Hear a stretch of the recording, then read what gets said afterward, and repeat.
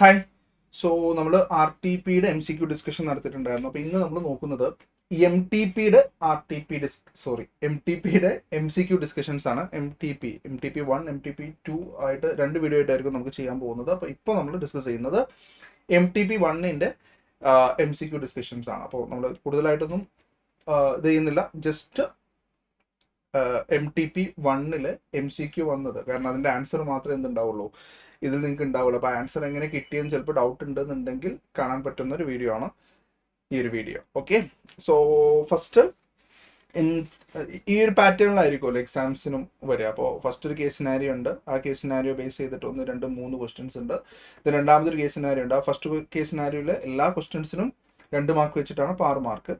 Then രണ്ടാമത്തെ case സിനാരിയോയിലും വെച്ചിട്ടും 1, 2, 3 ഉണ്ട്. പിന്നെ മൂന്നാമത്തെ ഒരു ക്വസ്റ്റ്യൻ ഉണ്ട് 2 മാർക്കിൻ്റെ.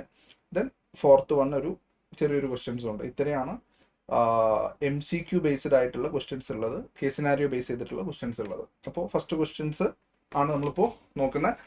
സോ കുറച്ച് കുഴപ്പമില്ലാത്തൊരു കേസ് സിനാരിയോ ആണ്, കുറച്ച് ലെങ്ത് ആണ് അല്ലേ, കുറച്ചുണ്ട്. അപ്പോൾ നിങ്ങളതൊന്ന് കൃത്യമായിട്ട് വായിക്കുക. ദെൻ ഞാൻ ക്വസ്റ്റ്യനിലോട്ട് പോവാണ്. ആദ്യത്തെ ഇതിൽ ചോദിച്ചിരിക്കുന്ന ക്വസ്റ്റ്യൻസ് എന്ന് പറഞ്ഞാൽ ഒന്ന് റെസിഡൻഷ്യൽ സ്റ്റാറ്റസ് എന്താണെന്നുള്ളതാണ്, രണ്ടാമത്തത് ഗിഫ്റ്റിന്റെ ടാക്സബിലിറ്റി ആണ്, മൂന്നാമത്തത് ടോട്ടൽ ഇൻകം ആണ്. ഓക്കെ, അപ്പോൾ ഫസ്റ്റത്തെ question, what is the residential status of H U F for the assessment year 2025-26? H U എഫിന്റെ റെസിഡൻഷ്യൽ സ്റ്റാറ്റസ് ആണ് ചോദിച്ചിട്ടുള്ളത്. അപ്പോൾ എച്ച് യു എഫിന്റെ residential status control and management വെച്ചിട്ടാണ് അല്ലെ. Control and management wholly outside India ആണെന്നുണ്ടെങ്കിൽ അത് non resident ആയിരിക്കും. Wholly or partly in India ആണെന്നുണ്ടെങ്കിൽ അത് റെസിഡന്റ് ആയിരിക്കും. ഇതാണല്ലോ അതിന്റെ പ്രൊവിഷൻ. സോ അതിനുമായി ആസ്പെക്ട് ചെയ്തിട്ടുള്ള ക്വസ്റ്റ്യൻ. സോ ഫസ്റ്റ് പാരഗ്രാഫിലൊക്കെ മനീഷയെ കുറിച്ചിട്ടാണ് പറയുന്നത്. ഈ ഒരു ഭാഗത്ത് സ്കോളർഷിപ്പ്, ഓക്കെ, അതും മനീഷയുടെ കാര്യങ്ങളാണ് പറയുന്നത്. ഗ്രോസ് റെസിപ്റ്റ്, ഗിഫ്റ്റ്, ഇവിടെ ഒന്നും ഇതിനെക്കുറിച്ച് പറയുന്നില്ല. പിന്നെ പറയുന്നത് നോട്ട്സിൽ Manisha does not manifest, okay, അവിടെ ഇല്ല. All financial transaction carried out account page, okay. Then third point, നോട്ട്സിൽ തേർഡ് പോയിന്റ് ആണ് നമുക്ക് എച്ച് യു എഫിന്റെ റെസിഡൻഷ്യൽ സ്റ്റാറ്റസിനെ കുറിച്ച് പറയുന്ന പോയിന്റ്. അപ്പോൾ അത് വെച്ചിട്ട് തന്നെ നമുക്ക് ഈ ആൻസർ ചെയ്യാൻ പറ്റും എന്നുള്ളതാണ്, ഈ ക്വസ്റ്റ്യൻ ആൻസർ ചെയ്യാൻ പറ്റും എന്നുള്ളതാണ്. So her paternal grandfather is the karta of the family H U F അല്ലെ. paternal grandfather അല്ലെ, അച്ഛനല്ലേ, അതെ, of karta of the family H U F. Her paternal grandfather comes on visit in India for 6 months every year since 2014. The HUF is managed outside India. Wholly outside India തന്നെ പറയുന്നത് അല്ലേ. All decision regarding the HUF are made outside India. അപ്പോൾ ഇന്ത്യയുമായിട്ട് holy partly ഇന്ത്യയിലൊന്നും ഇല്ല, holy outside India ആണ്. Holy outside India ആണെങ്കിൽ അതിന്റെ status എന്തായിരിക്കും? Non resident ആയിരിക്കും. സോ വളരെ സിമ്പിൾ ആയിട്ടുള്ള ക്വസ്റ്റൻ ആണ്.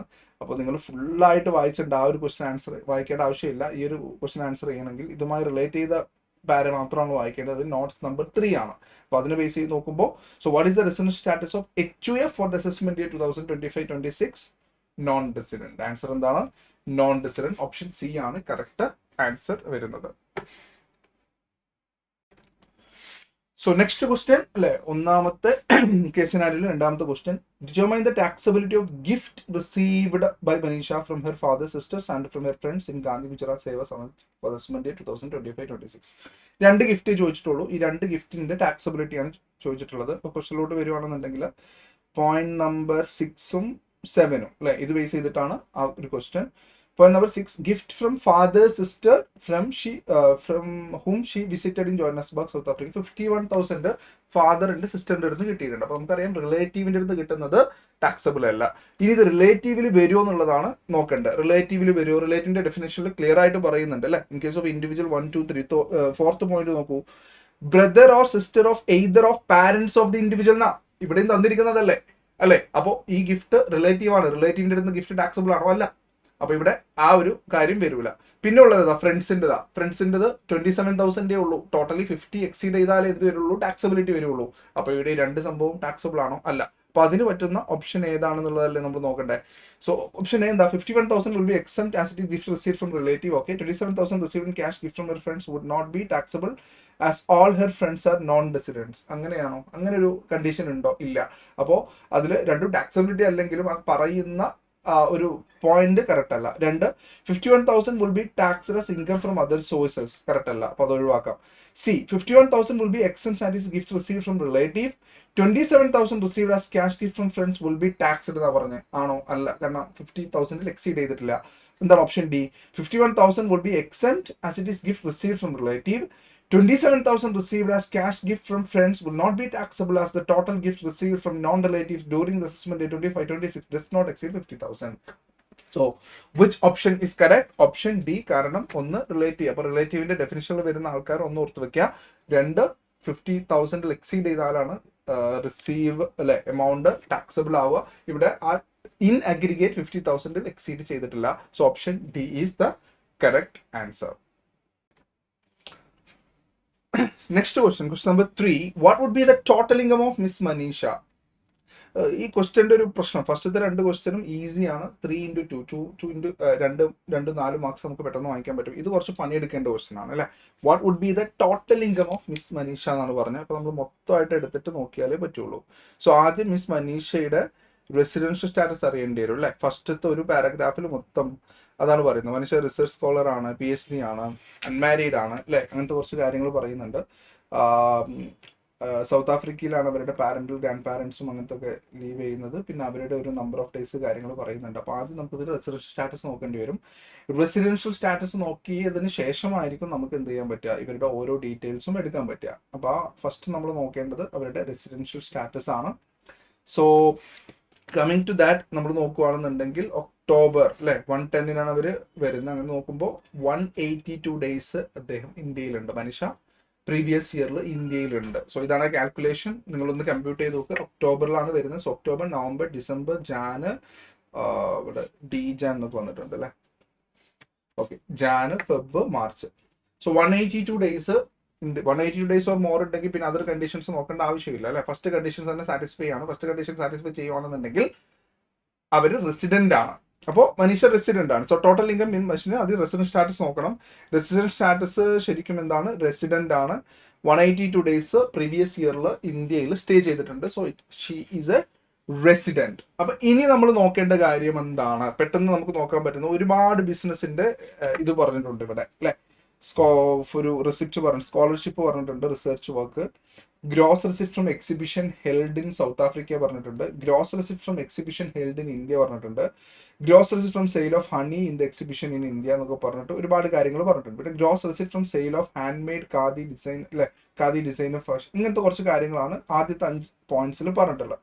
കോസ്റ്റ് ഓഫ് മെറ്റീരിയൽസ് കാര്യങ്ങളൊക്കെ പറഞ്ഞിട്ടുണ്ട്. ക്വസ്റ്റ്യനിൽ പറഞ്ഞിരിക്കുന്നത് what would be the total income of Manisha if she wishes to maximize tax saving now? Wishes to maximize tax saving എന്ന് പറഞ്ഞാൽ ഏറ്റവും കുറവ് എവിടെയായിരിക്കും വരിക എന്നുള്ളതാണ്.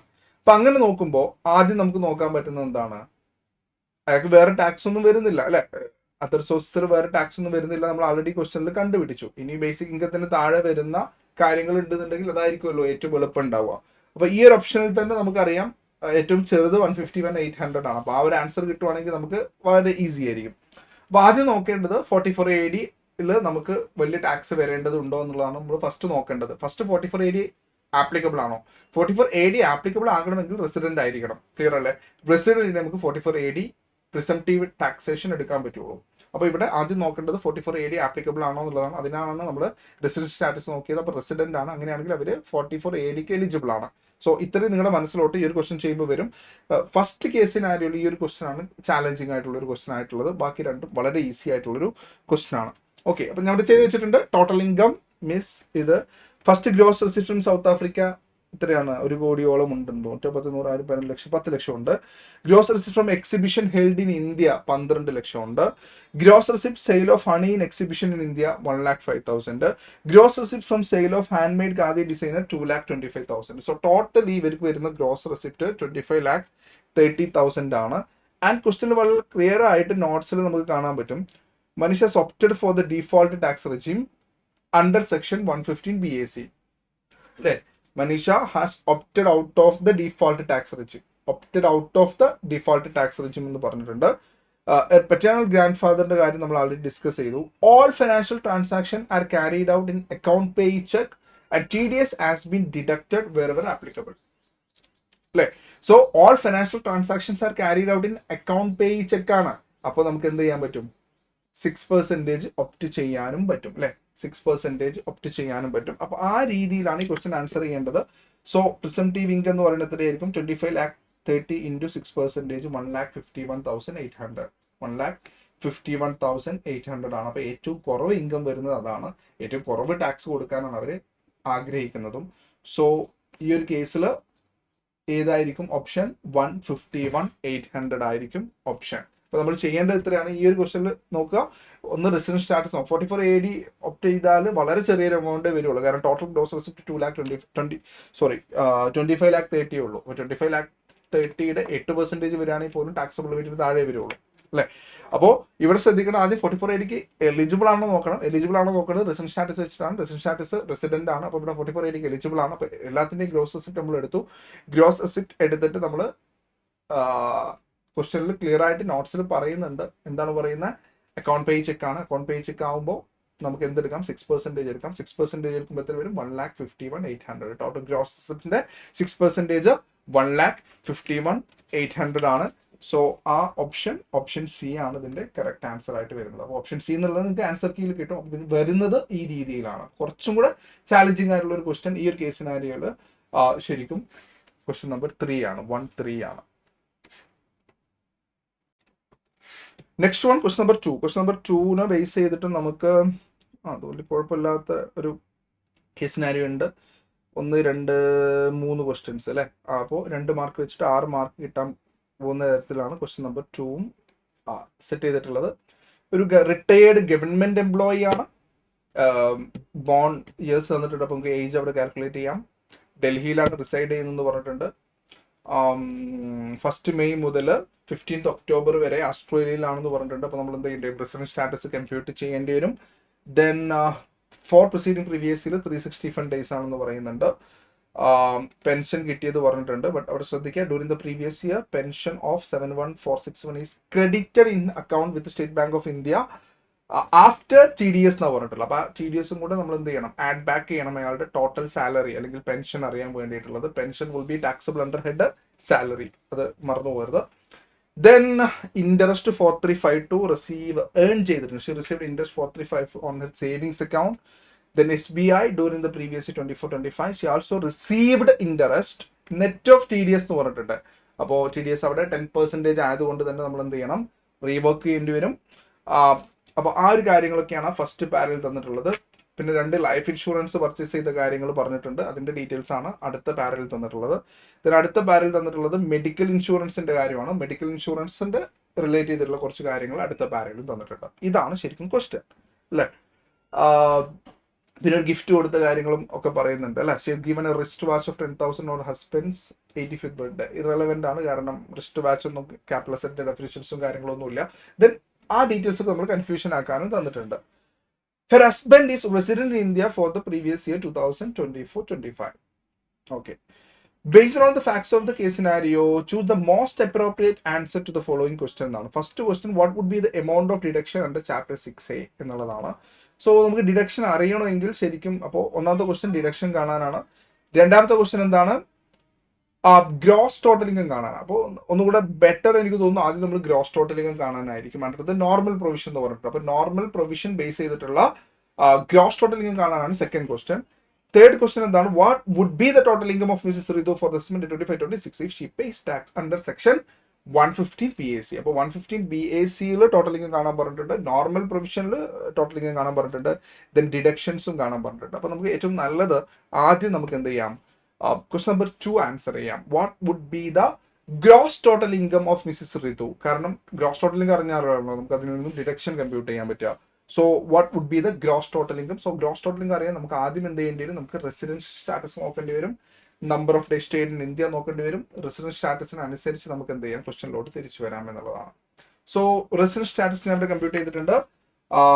ഔട്ട്സൈഡ് ഇന്ത്യ ആണ് പറഞ്ഞിട്ടുള്ളത്. May, June, July, August, September, October totally അപ്പോൾ നോക്കുകയാണെന്നുണ്ടെങ്കിൽ 168 ഡേയ്സ് ഔട്ട്സൈഡ് ആയിരുന്നു. ടോട്ടൽ 365 ഡേയ്സ് ഉണ്ട്. സോ അങ്ങനെ നോക്കുമ്പോൾ 197, സോ 182 ഡേയ്സിന് മുകളിൽ പോകുന്നുണ്ട്. So he is a resident. Almost 197 ആണ് എൻ്റെ ഒരു കാൽക്കുലേഷനിൽ കിട്ടിയത്. So number of days stayed in India during the previous year 197 days ആണ്. 197 days. Obviously is a senior citizen. So 197 days ആണ് റെസിഡന്റ് ആണ്. അതുകൊണ്ട് തന്നെ ഇതിന്റെ റെസിഡൻഷ്യൽ സ്റ്റാറ്റസ് എന്തായിരിക്കും? റെസിഡന്റ് എന്നുള്ളതായിരിക്കും. ഈ കാൽക്കുലേറ്റ് ഞാൻ വല്ലാത്ത സമയം കളയുന്നില്ല കേട്ടോ, നമ്മുടെ എക്സാം അടുത്ത ഇതാണല്ലോ. അപ്പോൾ റെസിഡന്റ് ആയിരിക്കും അല്ലെ, റെസിഡന്റ് ആയിരിക്കും. സോ ആൻസർ അവിടെ ആൾറെഡി ഉണ്ട്. അപ്പോൾ അത് എങ്ങനെയാണ് കിട്ടിയെന്നുള്ളതാണ് നമ്മൾ ഈ ഒരു വീഡിയോയോട് പറയാൻ ശ്രമിക്കുന്നത്. സോ പെൻഷൻ ക്രെഡിറ്റ് ടു സാലറിയുടെ കേസിൽ നമുക്ക് ക്വസ്റ്റനിൽ തന്നിട്ടുണ്ട് എത്രയാണ് ഗ്രോസ് ടോട്ടലിംഗ് ആണല്ലോ നമ്മൾ കാണുന്നത്. അപ്പോൾ ആദ്യം നമ്മൾ എടുക്കുന്നത് സാലറിയാണ്. സാലറിയുടെ കേസിൽ 715,461 ആണ് എന്ത് ചെയ്തിട്ടുള്ളത്, ക്രെഡിറ്റ് ആയിട്ടുള്ളത്. ദെൻ 14,565 TDS പിടിച്ചിട്ടുണ്ട്. അപ്പോൾ എന്തായിരിക്കും അത് രണ്ടും ആഡ് ചെയ്യുന്നതായിരിക്കും അയാളുടെ മൊത്തം പെൻഷൻ സാലറി എന്നുള്ള ഹെഡിൽ നമുക്ക് കാണാൻ പറ്റുന്നത്. സോ 5+14,565 എന്ന് പറയുമ്പോൾ 730,026 അല്ലെ, 730,026. പിന്നെ നോർമൽ പ്രൊഫഷനിലെ സ്റ്റാൻഡേർഡ് ഡിഡക്ഷൻ 50,000 ആണ്. ആ ഡിഡക്ഷൻ നമ്മൾ കുറക്കുന്നു. Then we get 680,026. ഈ ഒരു PDF ഇതിന്റെ താഴെയായിട്ട് നമ്മുടെ ഇതിൽ അവൈലബിൾ ആയിരിക്കും കേട്ടോ. സോ 680,026 എന്നുള്ള എമൗണ്ടിലോട്ട് വരുന്നു. പിന്നെ ഉള്ളത് ശരിക്കും എന്താണ് ഇൻകോ ആയിട്ട് വരുന്നത് പറഞ്ഞാൽ ഇൻട്രസ്റ്റ് ആണ്. 4352 സേവിങ്സ് ബാങ്ക്. സോ IFOs അത് ടാക്സ് ചെയ്യും. ദെൻ 67,500 നെറ്റ് ഓഫ് TDS എന്നാ പറഞ്ഞത്. സോ 5%, 10% ആണ് അല്ലേ. സോ 0.90 ആണെങ്കിൽ 75,000 ആയിരിക്കണം എന്ത് അയാൾക്ക് കിട്ടിയിരിക്കുന്ന ടോട്ടൽ ഇൻട്രസ്റ്റ്. അതിൽ നിന്നും 7,500 TDS പിടിച്ച് ബാക്കിയുള്ള എമൗണ്ട് ആയിരിക്കും ബാങ്കിൽ വന്നിട്ടുണ്ടാവുക. സോ അതാണ് ഇവിടെ കാൽക്കുലേറ്റ് ചെയ്തിട്ടുള്ളത്. Received from FD 67,500. TDS പിടിച്ചതും നമ്മുടെ ഇൻകോ ആണ്, അത് ആഡ് ചെയ്യുന്നു. സോ ടോട്ടൽ 75,000 ആണ് FD ഇൻട്രസ്റ്റ്. 4352 ആണ് ഇത് എന്താ പറയുക savings bank interest. So total ഇത് ആഡ് ചെയ്താൽ 680,026 4352 75,000 ആഡ് ചെയ്ത് നമുക്ക് എത്ര കിട്ടും? 759,378. ഇതാണ് നമ്മുടെ gross total income. So option 2ക്ക് അങ്ങനെ ഒരു ഇതുണ്ട് എന്നുള്ളതാണ് നമ്മൾ നോക്കേണ്ടത്. സോ ഫസ്റ്റ് നമ്മൾ റിസീവ് ചെയ്യുന്നത് 759,378. ഓപ്ഷൻ സി ആണ് കറക്റ്റ് ആൻസർ അല്ലെ. അല്ലെ നമുക്ക് കിട്ടിയ 759,378. അപ്പൊ അത് കിട്ടിയത് എങ്ങനെയാണ് ശ്രദ്ധിക്കുക. ആദ്യം റെസിഡന്റ് സ്റ്റാറ്റസ് കാരണം റെസിഡന്റ് ആണെങ്കിൽ നമുക്ക് എന്ത് ചെയ്യാം, സാലറി TDS ആഡ് ബാക്ക് ചെയ്യണം. ഡിഡക്ഷൻ 50,000 മറന്നു പോകരുത്. സ്റ്റാൻഡേർഡ് ഡിഡക്ഷൻ നോർമൽ പ്രൊഫഷനിൽ 50,000 ആണ് എന്നുള്ളത് മറന്നു പോകരുത്. ദെൻ ഇൻട്രസ്റ്റ് ഡയറക്ട്ലി എടുക്കാം, savings bank interest. FD interest നമ്മൾ എന്ത് ചെയ്യണം, 10% TDS കഴിയതിനു ശേഷമാണ്. അപ്പോൾ നമ്മൾ ആഡ് ബാക്ക് ചെയ്യണം. Then only we will get the total interest. So only 2 income, pension income and interest income. IFOസും സാലറിയും ആണ് total. That is the gross total income. So option C is the correct answer. Clear ആണല്ലോ. ഇനി നമുക്ക് എന്ത് ചെയ്യാം, option 1 പോകാം. Option 1 എന്തായിരുന്നു?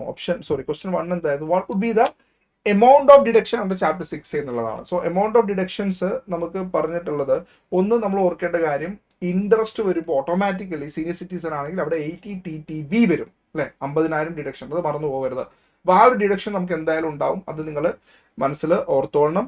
2 ഇയാളുടെ 80C ആണ്. 80Cയിൽ അയാളുടെ ഡീറ്റെയിൽസ് പറഞ്ഞിട്ട് she has purchase 2 life insurance policy to her son Mr Yuvan and married daughter Mr. അപ്പോൾ അവിടെ നമുക്കൊരു കൺഫ്യൂഷൻ വരാം, അയ്യോ മാരി ഡോട്ടറിന് കിട്ടുമോ എന്നുള്ളത്. അങ്ങനത്തെ കൺഫ്യൂഷൻ ഒന്നും വേണ്ട. ഫോർ എവരി അല്ലെ ഓൾ ടൈപ്സ് ഓഫ് അല്ലെ ഇതിന്റെ കേസിൽ, അതായത് ലൈഫ് ഇൻഷുറൻസിന്റെ കേസിൽ മക്കൾക്ക് എടുത്താൽ കിട്ടും, അത്രേ ഉള്ളൂ. അത് മേജർ ആണോ മൈനർ ആണോ ഒന്നുമില്ല, മാരീഡ് ആണോ അൺമാരീഡ് ആണോ ഒന്നുമില്ല, മക്കൾക്കും ഫാമിലിക്ക് എടുത്താൽ കിട്ടും എന്നുള്ളതാണ്. താഴോട്ടാ പോവുക, പാരന്റ്സിന് ലൈഫ് ഇൻഷുറൻസ് എടുക്കാൻ പറ്റുമോ? ഇല്ല. ലൈഫ് ഇൻഷുറൻസ് എപ്പോഴും സ്പൗസ് ചിൽഡ്രൻ, അങ്ങനെയാ, സ്പൗസ് ചിൽഡ്രൻ എന്നുള്ളതാണ്, മുകളിലോട്ടില്ല. അതാണ് അവിടെ ചിന്തിക്കേണ്ട കാര്യം. സോ ഇവിടെ യുവാനാനും ശോഭക്കാണെങ്കിലും കിട്ടും. പിന്നെ അവിടെ നോക്കേണ്ട കേസ്, ഇതെല്ലാം 10% സം അഷ്യൂർഡ് വരുന്ന കാലയളവിലാണ്. അപ്പോൾ മാക്സിമം നമുക്ക് കിട്ടുന്നത് എത്രയാണ്? 10% ഓഫ് സം അഷ്യൂർഡ് ആണ്. അപ്പോൾ രണ്ടാമത്തെ കേസിൽ പ്രശ്നമില്ല. 2 lakhന്റെ സം അഷ്യൂർഡ് എന്ന് പറയുന്നത് 20,000 വരും. അതിന് താഴെയാണ് 17,000 ഫുള്ളി കിട്ടും. ബട്ട് ഫസ്റ്റ് കേസിൽ നോക്കുക, 984,655 സം അഷ്യൂർഡ് ഉള്ളൂ. അതിന്റെ 10% എന്ന് പറയുമ്പോൾ 98,000 വരുള്ളൂ. ഇവിടെ 1 lakh ഉണ്ട്. അപ്പോൾ അവിടെ നമുക്ക് ആ ഒരു അഡ്ജസ്റ്റ്മെന്റ് കൊണ്ടുവരേണ്ടി വരും. ഈ ക്വസ്റ്റനിൽ ആ ഒരു 10% കാര്യം നമ്മൾ ഓർക്കേണ്ടി വരും എന്നുള്ളതാണ്. പിന്നെ ഉള്ളത് മെഡിക്കൽ ഇൻഷുറൻസ് ആണ്. മെഡിക്കൽ ഇൻഷുറൻസിന്റെ കേസിൽ for health self for which she paid an amount of 35,000 toward health premium account pay check.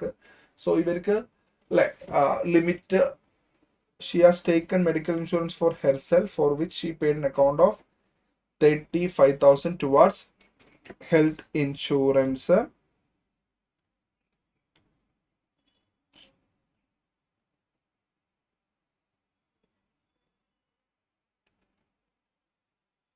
ഉണ്ട്. അപ്പോൾ ഇവിടെ ലിമിറ്റ് എന്തായാലും 50,000 വരെ ലിമിറ്റ് ഉണ്ട് അല്ലേ. അതായത് സീനിയർ സിറ്റിസൺ ആണെങ്കിൽ 50,000 വരെ ലിമിറ്റ്. പാരന്റ്സിനെ കുറിച്ച് ഇവിടെ പറയുന്നില്ല, അപ്പൊ പാരന്റ്സിന്റെ ലെഗിന് ഇല്ല, അപ്പൊ മാക്സിമം ഇവർക്ക് കിട്ടുന്ന ഡിഡക്ഷൻ 50,000 ആണ്. അത് മനസ്സിൽ ആദ്യം തന്നെ തീരുമാനിക്കുക എന്നുള്ളതാണ്. 7,500 ടുവേർഡ്സ് പ്രിവെന്റീവ് ഹെൽത്ത് ചെക്കപ്പ് ആണ്, അത് ക്യാഷ് ആണ്. അപ്പൊ നമുക്കറിയാം 5,000 വരെയാണ് മാക്സിമം കിട്ടുക, ക്യാഷ് ആയാലും കുഴപ്പമില്ല. പിന്നെയുള്ള എന്താണ് also incur medical expenditure 25,000 in cash in the month of Jan 25 for husband എന്നുണ്ട്. സോ മെഡിക്കൽ എക്സ്പെൻഡിച്ചർ ക്യാഷ് ആക്കാൻ പറ്റില്ല, പ്രിവെന്റീവ് ഹെൽത്ത് ചെക്കപ്പ് മാത്രമാണ് cash allowed. So medical expenditure കിട്ടും, ഇൻഷുറൻസ് കവർ ചെയ്തിട്ടില്ല എന്നുണ്ടെങ്കിൽ. ഹസ്ബൻഡിന്റെ കേസിൽ ഇൻഷുറൻസ് കവർ ചെയ്തിട്ടുണ്ടെന്ന് പറയുന്നില്ല, ബട്ട് അത് ക്യാഷ് ആണ്, അതുകൊണ്ട് അത് കിട്ടുകൂടാ ഇല്ല. അപ്പൊ അത് ശ്രദ്ധിക്കണം. Then in the month of March 25 she incurred medical expenditure 10,500 for herself പക്ഷേ മെഡിക്കൽ ഇൻഷുറൻസ് കവേർഡ് ആണ്, അതുകൊണ്ട് പിന്നെ മെഡിക്കൽ എക്സ്പെൻഡിച്ചർ വീണ്ടും കിട്ടുമോ? ഇല്ല. ഇതും നമ്മൾ ഓർത്തോളണം. ഇതെല്ലാം 80D എന്ന സെക്ഷനിൽ വരുന്ന കാര്യമാണ്. പിന്നെ റിസ്റ്റ് വാച്ചിന്റെ കേസിൽ നമ്മൾ കൺഫ്യൂഷൻ ആക്കാൻ കൊടുത്താണ്, അതിന്റെ വലിയ കാര്യമൊന്നുമില്ല. ആ ഗിഫ്റ്റ് കൊടുക്കാം, അത് ടാക്സബിലിറ്റിയിൽ അതിന് എഫക്റ്റ് ഒന്നും വരുന്നില്ല എന്നുള്ളതാണ്. അപ്പോൾ ഈ കാര്യങ്ങൾ വെച്ചിട്ട് നമുക്ക് കമ്പ്യൂട്ട് ചെയ്യുമ്പോൾ ഡിഡക്ഷൻ വരിക. ഒന്ന് 80Cയിൽ ശ്രദ്ധിക്കുക, childrens are covered both minor and major, married or unmarried doesn't matter. Okay, എല്ലാവരും കവേർഡ് ആണ്. Childrens are covered under 80C. ഇനി അവിടെ ശ്രദ്ധിക്കേണ്ട കാര്യം, ഒന്ന് greater than 10% sum assured it's not eligible അല്ലേ? അപ്പൊ അതുകൊണ്ട് അത് ശ്രദ്ധിക്കണം. സോ പോളിസി ഓഫ് യുവാന്റെ കേസിൽ 10% വരെ കിട്ടുള്ളൂ, അതുകൊണ്ട് മാക്സിമം കിട്ടുന്നത് 98,465.50 ആണ്. കാരണം ഫുള്ള് കിട്ടൂല, 1 lakh അടച്ചിട്ടുണ്ട്, കിട്ടൂല, കാരണം മാക്സിമം കിട്ടുന്നത് 10% സം അഷ്യൂർഡ് വരെയാണ്. ഷോപ്പിന്റെ കേസിൽ 17,000 ഫുള്ളി അലൗഡ് ആണ്, കാരണം വിത്തിൻ 10% ലിമിറ്റ് ആണ്. സോ 80Cയിൽ 115,465.50 എന്നുള്ള ഒരു എമൗണ്ട് ആണ് നമുക്ക് കിട്ടുന്നുണ്ട്. 80D സെൽഫ് 35,000 ഇൻഷുറൻസ് പ്രീമിയം അടച്ചിട്ടുണ്ട്, ചെക്കാണ്, കിട്ടും, എലിജിബിൾ ആണ്. 5,000 വരെയുള്ള പ്രിവെന്റീവ് ഹെൽത്ത് ചെക്ക് കിട്ടും. 7,500 ഫുള്ളി കിട്ടൂല, ക്യാഷ് ആയാലും കുഴപ്പമില്ല. Then medical expenditure for husband cash ആണ്, നോട്ട് എലിജിബിൾ, ക്യാഷ് ആയതുകൊണ്ട് not eligible. Medical expenditure for herself not eligible, already ഇൻഷുറൻസിൽ കവേർഡ് ആണ്, അതുകൊണ്ട് ആ പോർഷൻ എന്ത് കിട്ടൂല, വീണ്ടും മെഡിക്കൽ എക്സ്പെൻഡിച്ചറിന് എമൗണ്ട് കിട്ടൂല. സോ ടോട്ടൽ എത്രയുണ്ട്? 35 പ്ലസ് 5 40,000 ഉണ്ട്. പിന്നെ എന്തുണ്ട്? അപ്പോൾ ഇവിടെ 80Cയിൽ 115,465, 80Dയിൽ 40,000, 80TTB എന്താണ്? ഇൻട്രസ്റ്റിൽ സീനിയർ സിറ്റിസണ് 50,000 ഫ്ലാറ്റ് ഡിഡക്ഷൻ ഉണ്ട്, ആ ഡിഡക്ഷൻസും കിട്ടുന്നു. So total deduction 115,465.50, 40,000 plus 50,000, 205,465.50. So 466 അല്ലേ? ഓപ്ഷൻ എ അല്ലേ കറക്റ്റ് ആൻസർ അല്ലേ? 205,466 ഓപ്ഷൻ എ ആണ് കറക്റ്റ് ആൻസർ. ക്ലിയർ ആണോടാ? ക്ലിയർ അല്ലേ? അപ്പൊ ഇതാണ് ക്വസ്റ്റ്യൻ 1. അപ്പോ വിത്തിൻ അല്ലെ ഗ്രോസ് ടോട്ടൽ ഇൻകത്തിന് അത്രേ ഡിഡക്ഷൻ കിട്ടുള്ളൂ. ഗ്രോസ് ടോട്ടൽ ഇൻകം നമുക്ക് 759,378 ഉണ്ടായിരുന്നു, അതുകൊണ്ട് ഇവിടെ നമുക്ക് ഫുൾ ഡിഡക്ഷൻസും എലിജിബിൾ ആണ്. Then question number 3. What would be the total income of Mrs. Ridu for the 2025-26 if she pays tax under section 115 BAC? അല്ലേ? 115 BAC ആണെന്നുണ്ടെങ്കിൽ അല്ലേ, ഇപ്പൊ അടുത്ത കാര്യങ്ങളൊക്കെ തന്നെയാണ് നമുക്ക് അവിടെ എടുക്കാനുള്ളത്. 115 BAC വരുവാണെങ്കിലുള്ള മാറ്റം എന്തൊക്കെയാണ്? ഒന്ന് സ്റ്റാൻഡേർഡ് ഡിഡക്ഷൻ അല്ലേ? സ്റ്റാൻഡേർഡ് ഡിഡക്ഷൻ സാലറിയുടെ കേസിൽ 50 എന്നുള്ളത് 115 BAC ആണെങ്കിൽ എത്രയാവും? 75,000 ആകും. ഓർത്തോണം, എത്രയാവും? 75,000 ആകും. അതാണ് ഒരു മാറ്റം. പിന്നെന്തുണ്ടാവില്ല? ഡിഡക്ഷന്റെ കേസ് പറയേണ്ട ആവശ്യമില്ല, കാരണം ഡിഡക്ഷൻ കിട്ടൂല. ഇവിടെ ടോട്ടൽ ഇൻകം ചോദിച്ചുള്ളത്. ഇവിടെ ഈ പറയപ്പെടുന്ന ഡിഡക്ഷൻസ് ഒന്നും ആർക്ക് എലിജിബിൾ അല്ല? 115 BACയിൽ എലിജിബിൾ അല്ല. അപ്പോൾ 2-3 ഇതാണ് ടോട്ടൽ ഇൻകം. സാലറി 730,026 നമ്മൾ നേരത്തെ കമ്പ്യൂട്ട് ചെയ്ത് വെച്ചാണ് അല്ലെ? 730,026 അത് നമ്മൾ എന്ത് ചെയ്യുവാണ്? ഇവിടെ എടുക്കുന്നു. അതിൽ നിന്ന് 50,000 പകരം നമുക്ക് ഇവിടെ 75,000 ഡിഡക്ഷൻ കിട്ടും. സ്റ്റാൻഡേർഡ് ഡിഡക്ഷൻ 115 BACയിൽ എത്രയാണ്? 75,000 ആണ്. ഇൻട്രസ്റ്റ് മാറ്റമൊന്നുമില്ല, ഫുൾ ഇൻട്രസ്റ്റ്. ഇവിടെ ഡിഡക്ഷൻസ് ഇല്ലാന്നേ ഉള്ളൂ. ഇൻട്രസ്റ്റ് ഫുൾ ഇൻട്രസ്റ്റ് എടുക്കണം. 75,000 എടുക്കണം, 4,352 എടുക്കണം. സോ 79,352. So total income 734,378. അപ്പൊ അത് റൗണ്ട് ചെയ്യുമ്പോൾ 734,380. 734,380. Again option A. Option A ആണ് കറക്റ്റ് ആൻസർ ആയിട്ട് വരുന്നത് അല്ലേ? സോ ഫസ്റ്റ് ക്വസ്റ്റ്യന്റെ ഓപ്ഷൻ എന്തായിരുന്നു? ഓപ്ഷൻ എ ആയിരുന്നു അല്ലെ? 205,466 ആണോ കിട്ടിയേ? യെസ്, 205,466 ഓപ്ഷൻ എ ആയിരുന്നു. രണ്ടാമത്തതിന്റെ കേസിൽ 759,378 ഓപ്ഷൻ സി ആയിരുന്നു. മൂന്നാമത്തെ കേസിൽ 734,380. 734,380 ഓപ്ഷൻ എ. സോ ഇതാണ് ക്വസ്റ്റ്യൻ നമ്പർ 2. വലിയ കുഴപ്പമില്ലാത്ത ക്വസ്റ്റ്യൻസ് ആണ് അല്ലേ? സോ നെക്സ്റ്റ് ക്വസ്റ്റ്യൻ നമ്പർ 3 ആണ്. ക്വസ്റ്റ്യൻ നമ്പർ 3 ശരിക്കും എന്തായിരുന്നു question? What would be the capital gain? Capital gain relate ചെയ്തുള്ള ഒരു ക്വസ്റ്റൻ ആണ്. അതിലുള്ള ക്വസ്റ്റ്യൻസിൽ പറയുന്നത് റെസിഡൻഷ്യൽ ഹൗസ് പ്രോപ്പർട്ടി അയാൾ ട്രാൻസ്ഫർ ചെയ്തിട്ടുണ്ട്, ജ്വല്ലറിയും ട്രാൻസ്ഫർ ചെയ്തിട്ടുണ്ട്, അതിന്റെ consideration, cost of acquisition, transfer date, കാര്യങ്ങളൊക്കെ തന്നിട്ടുണ്ട്. ദെൻ അതിന്റെ ഒരു പുതിയ ന്യൂ റെസിഡൻഷ്യൽ ഹൗസ് പ്രോപ്പർട്ടി വാങ്ങിയിട്ടുണ്ട്, അതിന്റെ ഡേറ്റ് തന്നിട്ടുണ്ട്. 1 crore 1/4/23 വാങ്ങിച്ചിട്ടുണ്ടായിരുന്നു. പിന്നെ ക്യാപിറ്റൽ ഗെയിൻ അക്കൗണ്ട് സ്കീമിൽ ഡെപ്പോസിറ്റ് ചെയ്ത കാര്യം പറയുന്നുണ്ട്. അതിൽ നിന്ന് കുറച്ച് എമൗണ്ട് വിഡ്രോ ചെയ്തിട്ടുണ്ട്. വിഡ്രോ ചെയ്തിട്ട് പുതിയൊരു റെസിഡൻഷ്യൽ ഹൗസ് പ്രോപ്പർട്ടിയിൽ ഇൻവെസ്റ്റ് ചെയ്തിട്ടുണ്ട്. ഇത്രയാണ് ക്വസ്റ്റ്യനിലുള്ളത്. പിന്നെ expense connection with transfer of jewellery ഉണ്ട്. അപ്പോൾ 2 ക്യാപിറ്റൽ ഗെയിനും അതിന്റെ എക്സംഷൻസും കാര്യങ്ങളുമാണ് ഇവിടെ നോക്കാനുള്ളത്. സോ ഒരു ഹൗസ് പ്രോപ്പർട്ടി ഉണ്ട്, ജ്വല്ലറി ഉണ്ട്. നമ്മൾ നോർമൽ കാൽക്കുലേറ്റ് ചെയ്യുന്നത് പോലെ തന്നെയാണ് നമ്മളിവിടെ കമ്പ്യൂട്ട് ചെയ്യേണ്ടത്, പ്രശ്നമൊന്നുമില്ല. സോ അവിടെ കമ്പ്യൂട്ടേഷൻ എങ്ങനെയാണ്? Capital gain computation residential house property ആണെങ്കിൽ സെയിൽ കൺസിഡറേഷൻ 80 lakhs ആണ്, കോസ്റ്റ് ഓഫ് അക്വിസിഷൻ 60 lakhs ആണ്, 20 lakhs ആണ് അവിടുത്തെ ക്യാപിറ്റൽ ഗെയിൻ അല്ലേ, കോടി അല്ലേ, 8 crore 6 crore 2 crore, correct 2 crore ആണ് അവിടുത്തെ ക്യാപിറ്റൽ ഗെയിൻ.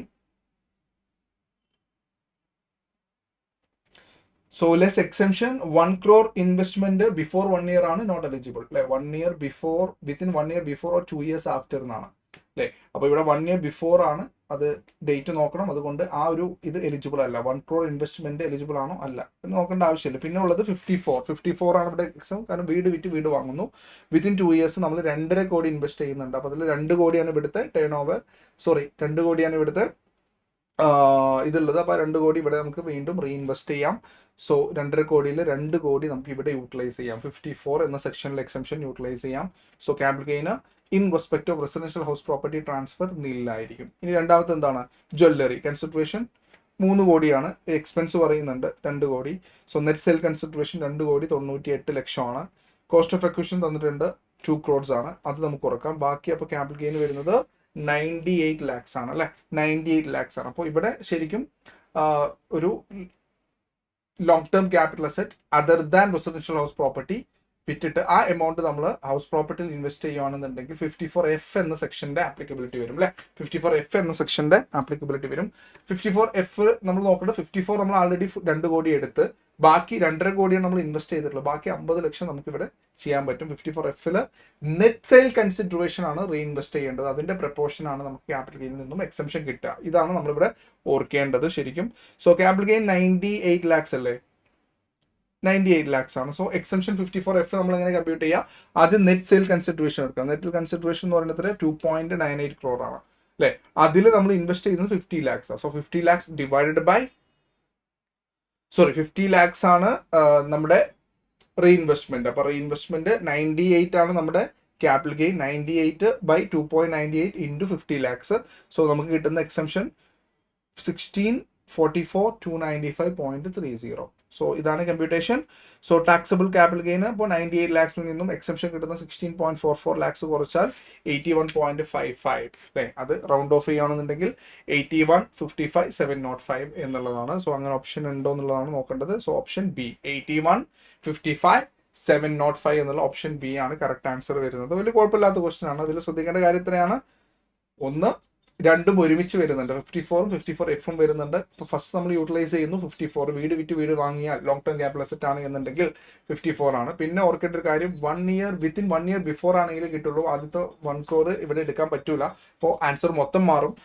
അപ്പോൾ ഇവിടെ അത് എടുക്കാൻ പറ്റില്ല എന്നുള്ളത് നമ്മൾ ഓർത്തോളണം. ദെൻ ബാക്കി നമ്മൾ 2 crores 2.5 crore 3 crores എന്നുള്ളത് പിന്നെ ഇറലവൻ്റ് ആണ്. കാരണം 2.5 crore നമ്മൾ യൂട്ടിലൈസ് ചെയ്തിട്ടുള്ളൂ. അപ്പോൾ ബാക്കി എമൗണ്ട് എന്തായാലും ടാക്സബിൾ ആണ്. അപ്പോൾ ഈ 2.5 crore 2 crores നമുക്ക് 54 എടുക്കാം. ബാക്കി 50 lakhs നമുക്ക് എന്തെടുക്കാം? ജ്വല്ലറിക്ക് അഗെയിൻസ്റ്റ് ആയിട്ട് എടുക്കാം. പക്ഷെ അവിടെ 54Fൽ ഡയറക്റ്റ്ലി ആ ഒരു ക്യാപിറ്റൽ ഗെയിൻ എക്സംഷൻ കിട്ടൂല. പ്രൊപ്പോർഷനേറ്റ് എക്സംഷൻ ആണ് 54Fൽ കിട്ടുക എന്നുള്ള കാര്യം കൂടെ ഓർക്കുക. So this is capital gain question number 3. Question number 3യുടെ ആൻസർ ഓപ്ഷൻ ഇതായിരുന്നു, ഓപ്ഷൻ ബി അല്ലെ. Then question number 4, while deciding liability of an individual to deduct tax on payment of fees for professional service, which of the following is immaterial എന്നുള്ളതാണ് അല്ലെ. അപ്പോൾ നമ്മൾ ഒരു TDS deduct ചെയ്യണമെന്നുള്ളതാണ് professional സർവീസസിൽ. അപ്പോൾ എന്തൊക്കെ കാര്യമാണ് നോക്കേണ്ടത്, എന്താണ് നോക്കേണ്ടതാണ് എന്നുള്ളതാണ് ഇവിടെ നോക്കുന്നത്. First, amount paid to professional നോക്കണം.